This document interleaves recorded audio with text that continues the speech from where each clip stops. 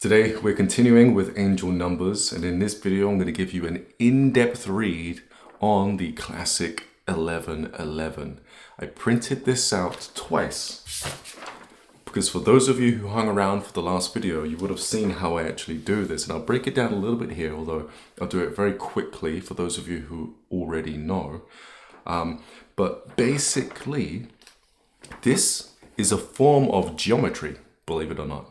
When I move this piece of paper in different directions, you'll see different images, albeit your subconscious mind will register different images. Even if your conscious mind doesn't. If consciously you only ever see this as 1111, your subconscious mind has a different relationship to the lines that are printed out on this page, as well as to these two little dots. The reason for this is because your subconscious mind, as well as mine and everyone else's, reads sacred geometry. And what it pulls from sacred geometry is detailed information that exists within the field of sacred geometry. What do I mean by that? Well, the Sri Yantra coming up next. This picture, in order for it to exist, the atoms that create this page and the atoms that allow this ink to be splayed about on this page have to be organized in a specific order. In order for this to happen, this piece of paper needs to have a field around it and through it that gives the atoms a place within space and time. This field can be read by us using the field that surrounds our bodies. Our field connects with the field of this particular yantra, let's say, the Sri Yantra, and through simply gazing at it and not thinking, we allow our subconscious mind to interpret the information within the field that's keeping this here, right? There's more to this field than simply the coordinates for the atoms to be set in place. Within the field is an embedded matrix that teaches us the secrets of the universe and or life, depending on the field that you're observing. I have over here the flower of life, and I may dive deep into that soon, but think of it like this. You walk into a temple, there are no persons there. There is only an engraved stone made out of marble. And on that engraved stone, there is the flower of life. You stare at this engraving and you feel a certain type of way.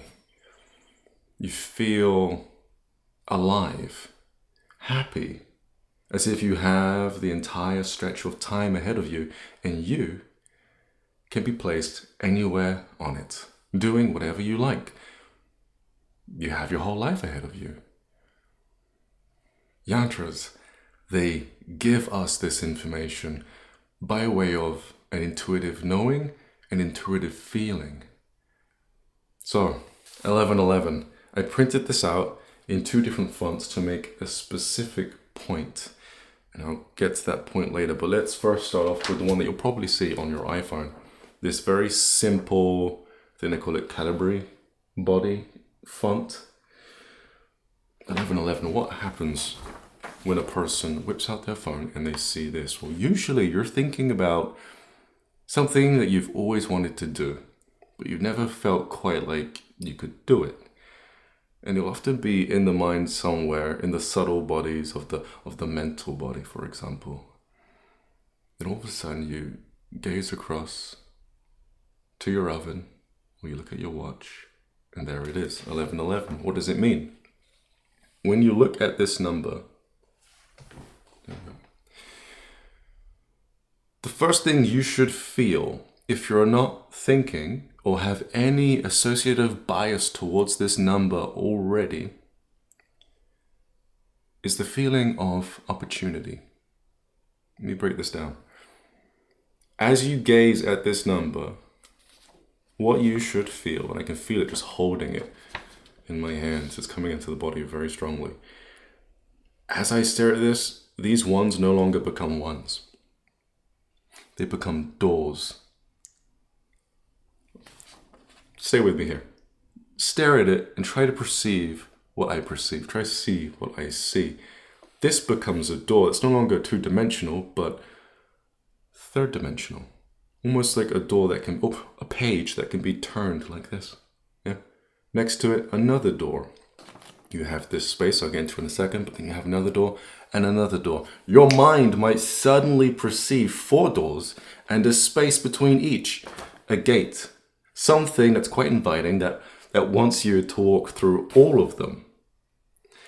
That is the message from this field connecting to your subconscious mind that, hey, there's freedom here.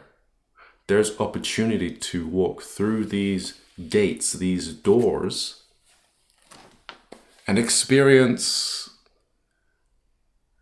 the unseen. Some call this number a wish number because of its, I guess you could say, third eye activating, crown expanding sense about it. This sense of, I could be somewhere in my life that feels quite divine.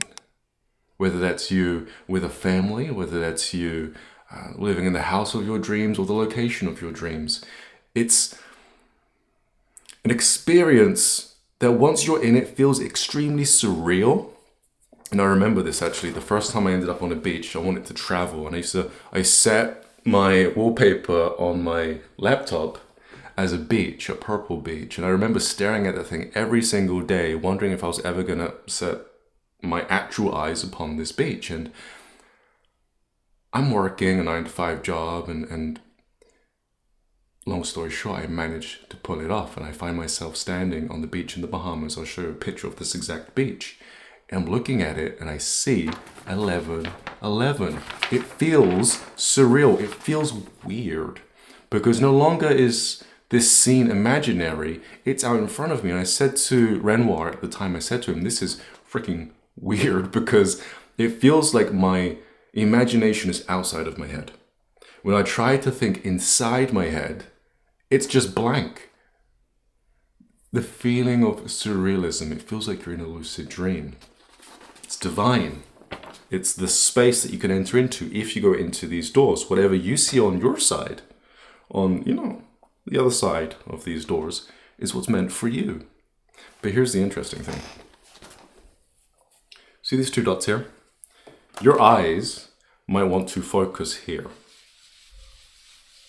Maybe here, but probably here. And subconsciously, you might feel stuck. Like, although there's this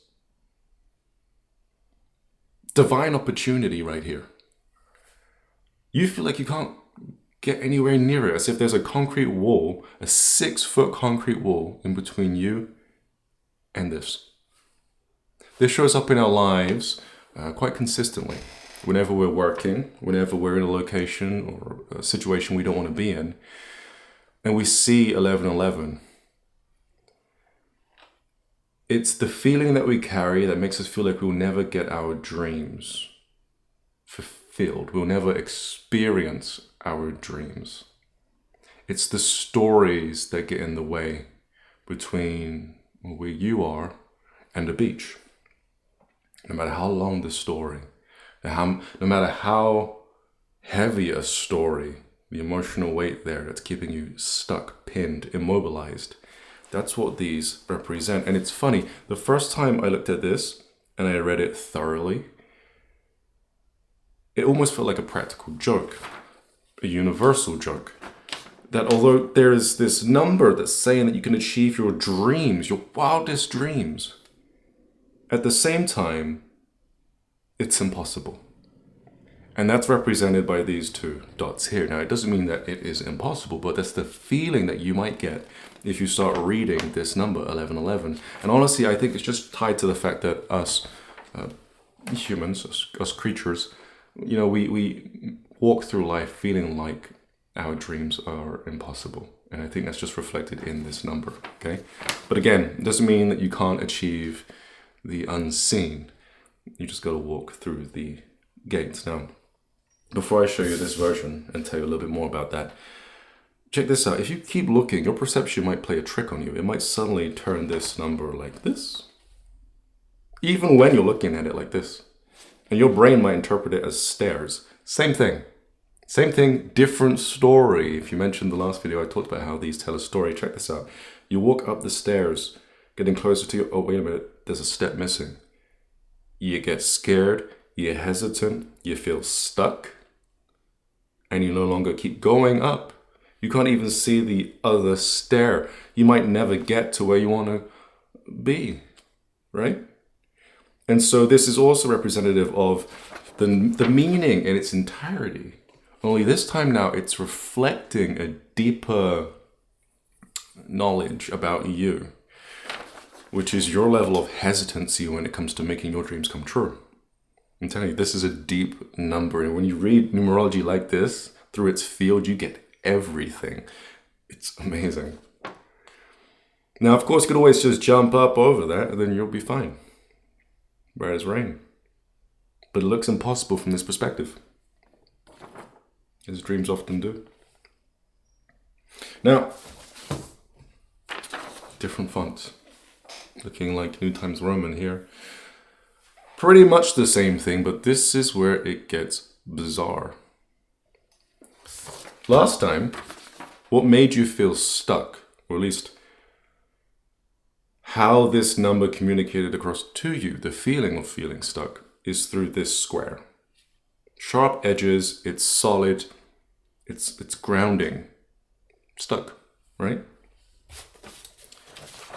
That's not there this time, but the feeling still comes across. It's a circle, smooth edges, more feminine, soft. Often represents boundaries. Whatever happens within a circle is a safe space. However, although this is somewhat reflecting the idea that you are very much safe when it comes to you exploring your dreams and, well, you're supported pretty much. There's still this foreboding sense of, what if I get lost? What if nothing works out? Hesitancy. Now, what I really love about this is not only do we have these doors, but they start to function more like gates because you have more of a foundation beneath each one. But what's really, really interesting is how this plays on your perception of freedom. Check this out. With this one, you feel like you can just go through them, right? That's pretty much it. You can do a little bit more there if you keep staring at it. I'll tell you in a sec, but I'll tell you right now, look. With this one, because of the curvature of the ones, and how open it is here, and the curvature here, if you stare at it long enough, it gives you the sense of not only 3D doors, like archways, but that you could actually move through the archway and come around this door, through all this lovely space here, under and back out, almost like you're weaving yourself through the doorways. This represents endless possibilities within, well, the larger experience of, I want to say your field, but I don't want to make it too complicated. Let me break this down. This no longer represents one dream. This now becomes a place where you can have the opportunity to enter into many different dreams, many different, I guess you could say, realities. But not literally, like shifting into different dimensions, but more so opportunities. You can come into one wish fulfilled, step out, dance around another, step out, have all this airtime to play around the world, step back out, go through an area of study, come back out, feeling free, feeling like yourself. This is 1111. It's a wish number. And it shows up in your life to tell you that, well, Now is the perfect time to act on that particular thing that you've always wanted to come true. Right now. It's like a portal opens up within space, a portal of opportunity where anything that you wanted, usually that thing that you were thinking right at the moment that you see 1111, is now possible for you to experience. Think about what it is that you're thinking when you see 1111. Write it down. Think about the thing that you were thinking before you thought about the thing that you want when you saw 1111. What I mean by that is, usually when I see 1111, I've been thinking about a plan of action. I've been thinking about how to get from point A to point B. And then I think about what I want to do in this other country, right? The Bahamas, for example. Work, put things in a certain order, make my life quite opportunistic, right? If I do this and do that correctly, then I'll have money for that. Then I can take this trip. Where do I want to go? Bahamas sounds nice. Boom, 1111. Right? What was you thinking right before you saw 1111? The plan leading up to the idea, and then the idea itself.